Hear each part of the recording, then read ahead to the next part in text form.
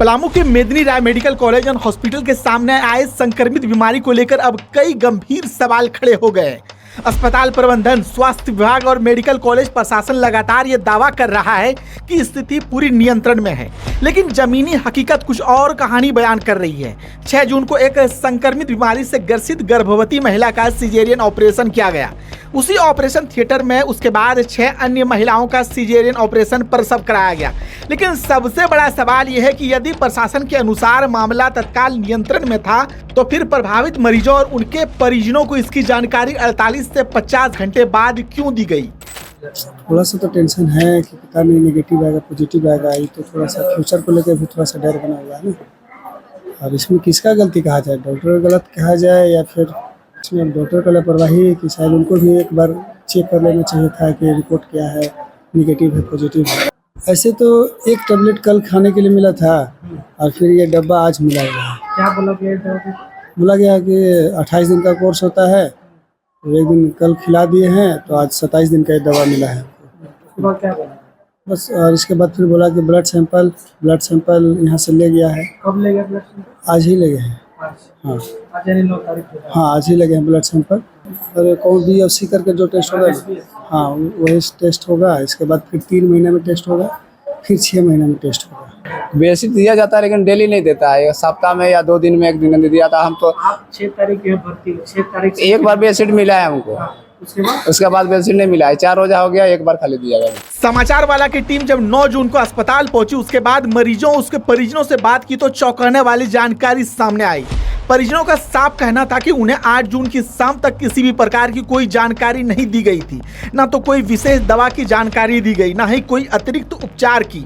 परिजनों के अनुसार 8 जून की शाम या रात पहली बार उन्हें एक दवा दी गई और 9 जून की सुबह ब्लड सैंपल लिया गया। इसके साथ ही बताया गया कि दवा 1 महीने तक खानी होगी, जिसके बाद दोबारा जांच की जाएगी। अब सवाल यह है कि जब 7 जून की शाम मेडिकल कॉलेज के सुपरिटेंडेंट डॉक्टर अजय कुमार द्वारा जारी पत्र में कहा गया कि स्थिति नियंत्रण में है, तो आखिर नियंत्रण किस बात का था? क्योंकि उस समय तो प्रभावित मरीजों और उसके परिवारों को घटना की जानकारी तक नहीं दी गई थी। क्या सिर्फ एक पत्र जारी कर देने से मामला नियंत्रित हो जाता है, या फिर नियंत्रण का मतलब ये होना चाहिए था कि प्रभावित मरीजों को तत्काल जानकारी दी जाती, उनका समय पर इलाज शुरू किया जाता और पूरी पारदर्शिता बरती जाती? ये मामला केवल एक चिकित्सीय चूक का नहीं है, बल्कि जवाबदेही का भी है। जब शीर्ष स्तर के अधिकारी इस समय पर कार्रवाई और सूचना देने में विफल साबित होंगे, तो फिर निचले स्तर के कर्मचारी और जिम्मेदार कर्मियों से क्या उपेक्षा की जा सकती है? अभी बोले थे कि ऑपरेशन हुआ है 6 तारीख के, तो जैसे मतलब वो होता है कि वो एगो लेडीज था, उसका रोग था, तो उसका आगे होते 8 बजे के लगभग वही दिन के फिर शाम किसका हुआ। वो दवा कल एक तो खाली गोलियां मिलल था और आज वो मिलल है। आज मिला है। आज कितना था देवा? देने के बाद कि अच्छे एक को जो टाइम पर कल खिलाए थे, वो टाइम पर 5 बजे खिलाना 27 दिन तक ले, और खिला के उसके बाद अच्छे क्या कहला कि जांच होगा, जांच होकर रिपोर्ट में आएगा। उसके बाद फिर